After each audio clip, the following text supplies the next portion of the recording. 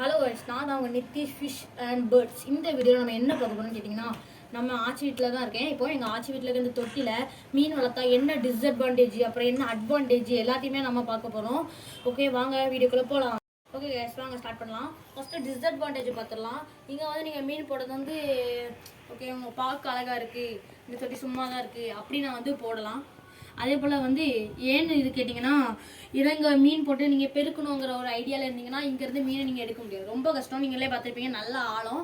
கொஞ்சம் ஆழம் குறைவாக இருந்தாலுமே எடுக்க முடியாது. சின்ன பசங்கள்லாம் எடுக்க முடியாது. பெரியவங்களுமே ட்ரை பண்ணாங்க. நான் வந்து ரொம்ப ஆழமாக இருக்கும் போது ஏதாவது இதாகிடும் போது உள்ளே விழுந்துட்டா. அதனால வந்து ரெண்டாவது விஷயம் என்னென்னா, இதில் தண்ணி எடுத்து நீங்கள் உங்கள் பர்சனல் யூஸ்க்கு யூஸ் பண்ண முடியாது.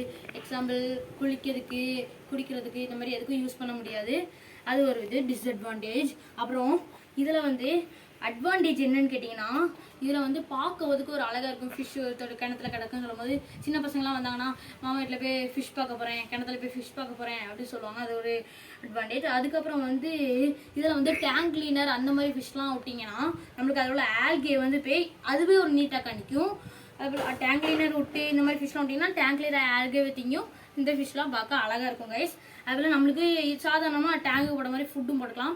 இது வந்து நான் சொல்கிறது வந்து முக்கால்வாசி டேங்க் கிளீனர், அதுக்கப்புறம் கப்பீஸ், மோலிஸ், இந்த மாதிரி ஹார்டி ஃபிஷ்ஷுக்காண்டி தான்.